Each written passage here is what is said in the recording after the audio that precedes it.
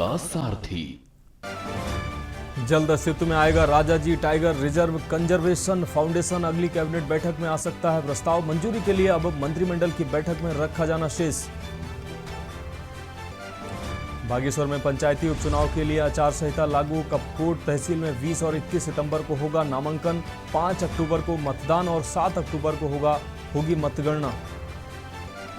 लक्सर भारतीय किसान यूनियन पटेल का ऐलान। 18 सितंबर को बड़ा आंदोलन करने का ऐलान। जिला अध्यक्ष व तहसील अध्यक्ष ने दी जानकारी।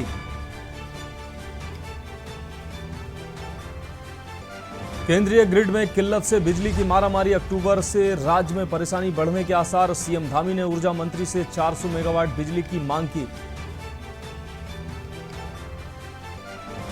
रुद्रप्रयाग में 25 वर्षों से नहीं बन सका है सर्किट हाउस। प्रशासन की ओर से हो चुका है भूमि चयन। निर्माण का इंतजार। और उत्तराखंड में लगातार पैर पसार रहा है डेंगू। कई मरीज अस्पताल में हुए हैं भर्ती। बढ़ते मरीजों को लेकर स्वास्थ्य विभाग में बढ़ी टेंशन। आप देख रहे हैं के न्यूज, खबरों का सारथी। नमस्कार, मैं मनोज मानस। उत्तराखंड की खबरों में आपका स्वागत है। बढ़ेंगे अगली खबर की ओर। बागेश्वर से खबर है, पंचायती उपचुनाव के लिए आचार संहिता लागू हुई है। आपको बता दें, कपकोट क्षेत्र में खाली सीटों पर होंगे उपचुनाव। जिला पंचायत, क्षेत्र पंचायत, ग्राम प्रधान के पदों पर चुनाव होंगे। शामा, रेखाड़ी, अनरसा और हरकोट के लिए उपचुनाव होंगे। कपकोट तहसील में 20 और 21 सितंबर को नामांकन दाखिल किए जाएंगे। साथ ही आपको बता दें, बागेश्वर पंचायती उपचुनाव के लिए आचार संहिता लागू हो गई है। 23 को नाम वापसी और 24 को चुनाव चिन्ह आवंटित किए जाएंगे। 5 अक्टूबर को मतदान होगा, जबकि 7 अक्टूबर को मतगणना की तिथि नियत की गई है।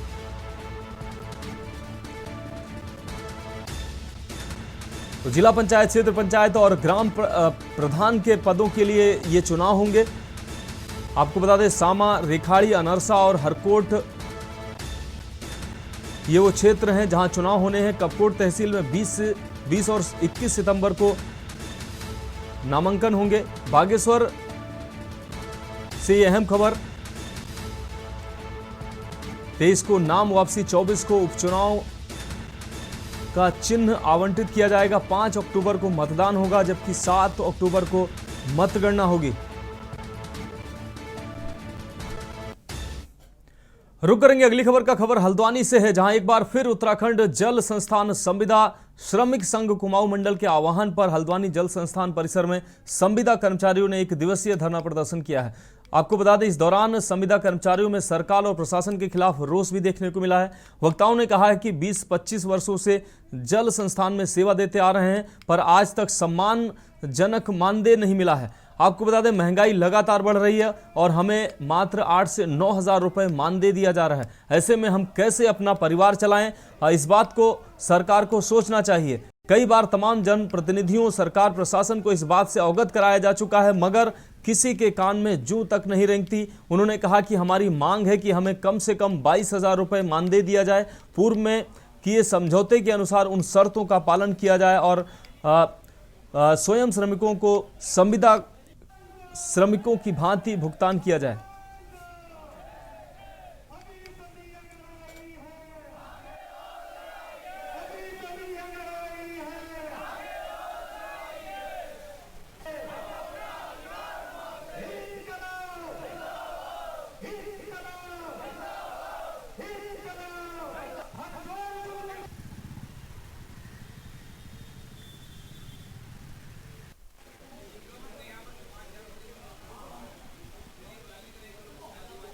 आपको ये बताना चाहता हूं कि 20-25 वर्षों से लगातार कार्यरत कर्मचारी जो उत्तराखंड जल संस्थान में आउटसोर्सिंग के माध्यम से उनको आज वेतन 8 से 9 हज़ार रुपये का भुगतान किया जाता है। आज पर्यंत इन कर्मचारियों का अभी तक घर परिवार का भरण पोषण नहीं होता है। हमने कई बार शासन प्रशासन को सूचना से लिखित और मौखिक वार्ताएं की हैं। आज पर्यंत हमारे कर्मचारियों के लिए कोई हित लाभ नहीं दिया गया है। बैठे हैं, हमें मंडल के द्वारा निर्देशित किया गया है कि 1 दिवसीय हमारा सांकेतिक धरना रहेगा।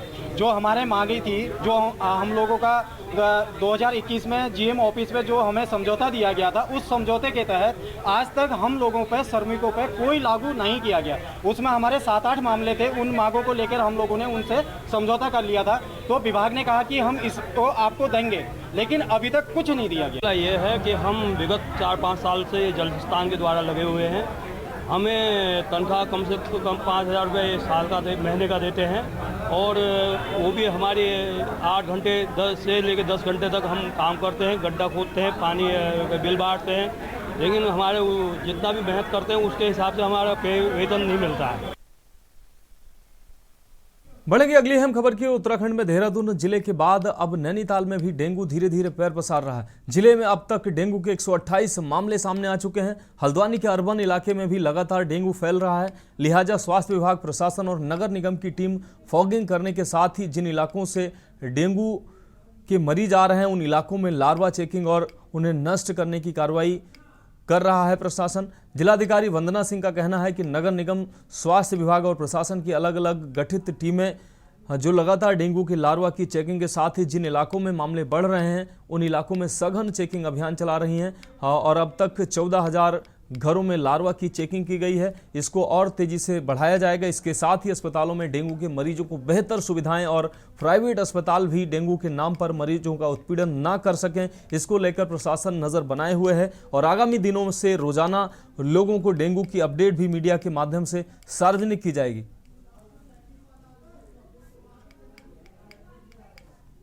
डेंगू के केसेस बढ़ रहे हैं, उसके लिए हम लोगों ने सभी विभागों के साथ समन्वय बैठक करी है। पूर्व में भी इसमें विभागों को दिशा निर्देश दिए गए थे। अभी वर्तमान में स्वास्थ्य विभाग के पास जनपद में बेड्स की कोई इशू नहीं है और प्लेटलेट्स या ब्लड का किसी भी प्रकार का कोई इशू नहीं है। लगभग 168 केसेस हमारे कल तक थे यहाँ पर। एक डेथ का केस हुआ था। कोई बड़े क्लस्टर्स हमारे डेवलप नहीं हुए हैं डेंगू के या किसी अन्य प्रकार के। इसके साथ साथ अभी जो फिलहाल निर्देश दिए गए हैं वो हल्द्वानी नगर निगम क्षेत्र में विशेष रूप से केसेस की बढ़ती हुई संख्या को देखते हुए हमने सोर्स रिडक्शन पर मेहनत करने के लिए कहा है, जिसमें 2-3 विभागों की एक ज्वाइंट टीम बनाई गई है। नगर निगम, स्वास्थ्य विभाग और अन्य विभागों की टीमों के अधिकारी मिलकर इसमें डोर टू डोर एक कैंपेन चलाएंगे, जिसमें फॉगिंग भी है, लोगों मलेरिया और डेंगू का जो ये है लार्वा नष्ट करना, ये भी कार्रवाई होगी और साथ में लोगों को जागरूक भी करा जाएगा कि किस प्रकार आप इनसे अपना बचाव कर सकते हैं, सुरक्षा कर सकते हैं। तो उत्तराखंड की खबरों में वक्त एक ब्रेक का है, जल्द हाजिर होंगे। आप देख रहे हैं के न्यूज। स्वागत है। बढ़ेंगे अगली खबर की ओर। खबर लक्सर से है। लक्सर में भारतीय किसान यूनियन पटेल से जुड़े किसान आगामी 18 सितंबर को एक बड़ा आंदोलन करने जा रहे हैं। भारतीय किसान यूनियन पटेल के राष्ट्रीय अध्यक्ष चौधरी किरण सिंह, जिला अध्यक्ष धीर सिंह व तहसील अध्यक्ष पवन सैनी इस्माइलपुर ने प्रेस वार्ता कर जानकारी दी है। बता दें कि भाकियू पटेल ने किसानों से जुड़ी 10 सूत्री मांगों को लेकर तहसील प्रशासन को ज्ञापन सौंपा था और चेतावनी दी थी कि यदि जल्द ही किसानों की मांगों को पूरा नहीं किया गया तो भारतीय किसान यूनियन पटेल से जुड़े किसान आगामी 18 सितंबर को लक्सर में एक बड़े आंदोलन को करेंगे। चौधरी कीरत सिंह ने बताया कि आंदोलन की रूपरेखा तैयार कर ली गई है। 18 सितंबर को लक्सर कोतवाली मोड़ पर बड़ी संख्या में उनके संगठन से जुड़े किसान एकत्रित होंगे। ये जिले भर से किसान अपने ट्रैक्टर ट्राली लेकर यहां पहुंचेंगे और यहां से एक विशाल रैली निकाली जाएगी जो कोतवाली मोड़ से शुरू होकर लक्सर तहसील में समाप्त होगी। इतना ही नहीं, लक्सर तहसील में धरना प्रदर्शन भी किया जाएगा। 10 सूत्रीय मांग वो नोटिस दिया था, वो कर्मचारियों का और अधिकारियों का भ्रष्टाचार का जो आरोप है उसके खिलाफ 18 तारीख के प्रदर्शन का आंदोलन की चेतावनी दी थी हमने। 12 तारीख तक अगर कोई मांग पूरी ना हुई तो 18 तारीख को बहुत बड़ा आंदोलन होगा और हम लक्सर थाने मोड़ पर इकट्ठे होंगे। ट्रैक्टर जगह जगह से ट्रैक्टर आएंगे रुड़की तक, इधर दल्ले वाले की तरफ से, उधर रायघटी, भोगपुर, इन सभी गांवों में हमने दौरा कर लिया। कम से कम 120-25 गाँव का दौरा कराया। पूरी तरह से बर्बाद हो चुका है और मैं तो कहूँ किसान की कोई सुनने वाला नहीं है। आज भारतीय किसान यूनियन पटेल लगातार संपर्क किसानों के बीच में जारी। आपको इस रोष की जानकारी तो जो किसान का रोष है वो 18 तारीख में ही सड़क पर दिखेगा। हमारे कहे तो क्या हो, ये तमाम हरिद्वार जिले के लोग बाढ़ से प्रभावित है और किसान की कोई सुनने वाले हैं। 18 तारीख में अध्यक्ष जी ने जो आपको बताया इस संबंध में पूरा यहाँ चक्का जाम होगा और इनके अधिकारी कर्मचारियों जो दिमाग खराब हो रहे हैं इनका ठीक हो जाएगा। खबर का आज नैनीताल में अचानक रोपवे रुकने की खबर लोगों को लगी तो स्थानीय और पर्यटक मौके पर पहुंच गए। मौके पर पहुंचने पर उन्हें जानकारी दी गई कि एनडीआरएफ और एसडीआरएफ की टीमें मॉक ड्रिल कर रही थी। मॉक ड्रिल के दौरान एनडीआरएफ और एसडीआरएफ की टीमों के संयुक्त अभियान में लोगों को रेस्क्यू किया गया, जिसमें नई तकनीकी से लोगों को रोपवे में 40 फीट की ऊंचाई से नीचे उतारा गया। इस दौरान कुमाऊं मंडल विकास नगर के कर्मचारियों को भी रेस्क्यू की जानकारी दी गई। आपातकाल के दौरान कैसे बचाव कार्य करते हुए रोपवे में फंसे लोगों को कैसे सुरक्षित नीचे उतारा जाए। लगभग 1 घंटे तक चली मॉक ड्रिल के दौरान पर्यटकों के लिए रोपवे को बंद रखा गया।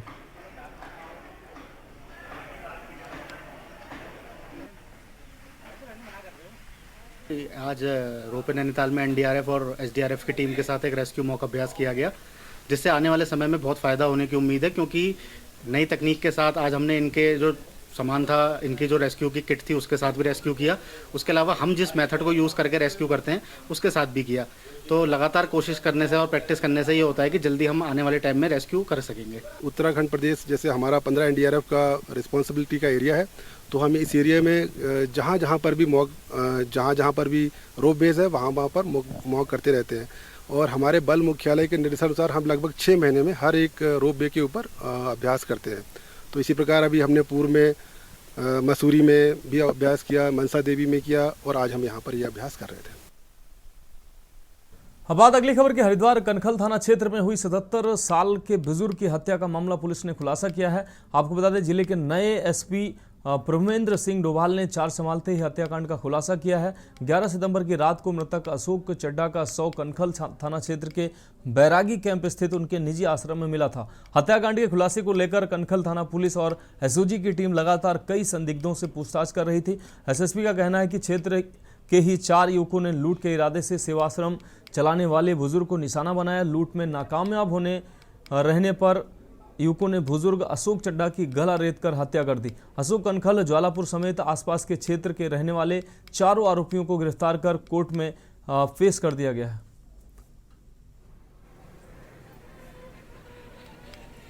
77 साल के वृद्ध व्यक्ति की हत्या की गई थी। पुलिस ने इसकी गंभीरता को लेते हुए पिछले 4 दिन में लगातार मेहनत करते हुए आज 4 अभियुक्तों को पकड़ा है। चारों उसी क्षेत्र के ही रहने वाले हैं और नशे की आदत के शिकार थे। साथ में नकली नोटों को भी कुछ नोटों के बीच में मिलाने का कार्य करते थे। इनको ये सूचना थी कि इस रिटायर्ड कर्मी के पास कुछ काफ़ी संख्या में पैसा है, उसको इनके द्वारा ये एक इन्फॉर्मेशन थी, उसको ध्यान में रखते हुए इन्होंने इनका ये पहले लूट का प्रयास किया गया। जब उसके द्वारा प्रतिरोध किया गया मृतक के द्वारा, तो उनके द्वारा ब्रूटली उसका मर्डर किया गया।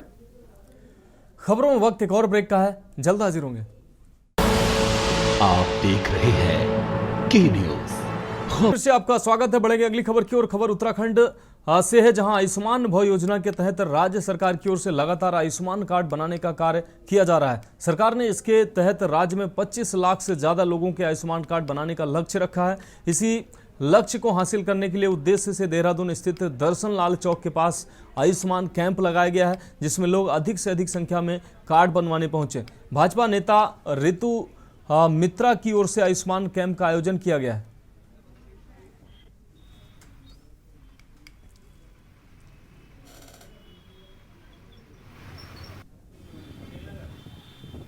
मेधा जैसे लोग आ रहे हैं, लगता है कि इसको आगे भी बढ़ा सकते हैं और कोशिश रहेगी कि जहाँ तक लोगों की मैं मदद कर सकूँ वो मैं ज़रूर करूँ। तो कितने लोगों के अभी तक सुबह से 9:30 बजे स्टार्ट हो गया था और सुबह से अब तक लगभग 100 जनों के ये कार्ड बन चुके हैं और जिनके अपडेट्स नहीं हैं आधार वगैरह और राशन कार्ड वगैरह, उनकी थोड़ी सी समस्या है। उनके लिए भी हमने बोला है कि आप आधार कार्ड सेंटर जाके अपना आधार अपडेट करा लें ताकि आपको अटल आयुष्मान कार्ड बनाने में सुविधा प्राप्त हो सके।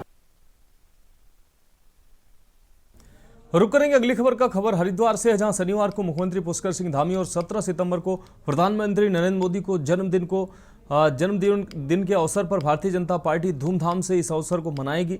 मुख्यमंत्री का जन्मदिन युवा संकल्प दिवस के रूप में मनाया जाएगा, जिसमें भारतीय जनता युवा मोर्चा के कार्यकर्ता युवा संकल्प रैली निकालेंगे और ब्लड डोनेशन कैंप का आयोजन होगा। साथ ही अस्पतालों में फल भी बांटे जाएंगे। इसके बाद प्रधानमंत्री मोदी के जन्मदिन को सेवा पखवाड़े के रूप में मनाया जाएगा। पखवाड़े के तहत भाजपा संगठन प्रदेश भर में कई सेवा के कार्यक्रमों का आयोजन करेगा। बीजेपी के प्रदेश प्रवक्ता वीरेंद्र बिष्ट ने प्रदेश की धामी सरकार की कई उपलब्धियों के बारे में भी बताया।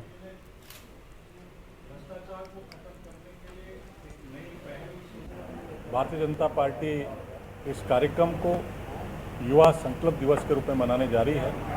हमारे विभिन्न कार्यक्रम हैं। प्रदेश स्तर पर एक बृहद कार्यक्रम हो रहा है, जो हस्तकरघा से संबंधित लोग हैं वो आएंगे, उनको सम्मानित करेंगे। अपने हवन कार्यक्रम होंगे, उनके दीर्घायु के लिए फल वितरित किए जाएंगे। कार्यकर्ता जगह जगह जाकर कहीं रक्तदान भी करेंगे, कहीं दूसरे कार्यक्रम भी करेंगे। जिला स्तर पर, नीचे मंडल स्तर पर ये मुख्यमंत्री जी के जन्मदिन का कार्यक्रम होने वाला है। 17 तारीख को हमारे देश के यशस्वी प्रधानमंत्री नरेंद्र भाई मोदी जी का भी जन्मदिन है। उस कार्यक्रम को भी हम जिले स्तर पर मनाने जा रहे हैं, प्रदेश स्तर पर मनाने जा रहे हैं।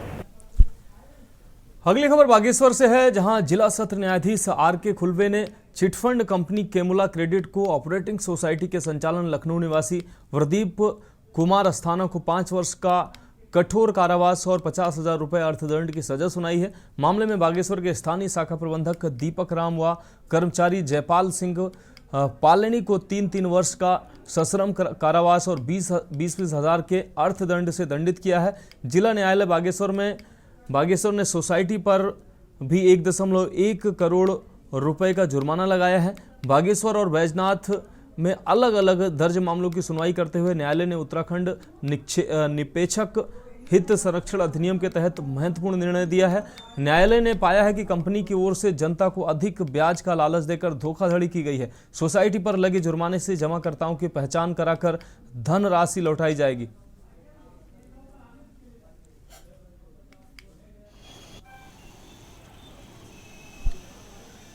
अगली खबर मंगलौर से है, जहां पीड़ित के साथ अभद्रता किए जाने का आरोप लगाते हुए भीम आर्मी के सैकड़ों कार्यकर्ताओं ने मंगलौर हरिद्वार मार्ग पर जमकर प्रदर्शन किया है। भीम आर्मी के प्रदेश अध्यक्ष ने सीओ मंगलौर को ज्ञापन देकर पुलिस चौकी इंचार्ज नारसन के खिलाफ कार्रवाई किए जाने की मांग की है। पुलिस के खिलाफ नारेबाजी करते हुए कार्यकर्ताओं ने मंगलौर सीओ को ज्ञापन देकर चौकी प्रभारी के खिलाफ कार्रवाई किए जाने की मांग की है। सीओ बहादुर सिंह चौहान ने प्रकरण की जाँच कर कार्रवाई किए जाने का आश्वासन दिया है।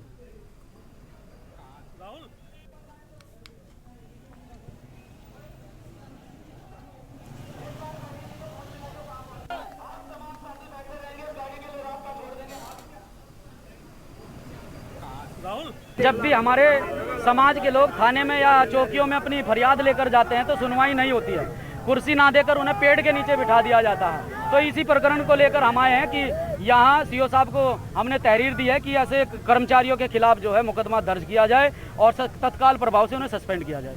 अभी सीओ साहब ने आश्वासित किया है, उन्हें हमने तहरीर दे दी है, उन्होंने जांच के आदेश कर दिए हैं। इसमें जो है किसी भी पुलिसकर्मी को, किसी भी सब इंस्पेक्टर को जांच के लिए लगाएंगे। हम उससे पूरी तरह से संतुष्ट हैं कि आप पहले जांच करें। हम गलत नहीं हैं।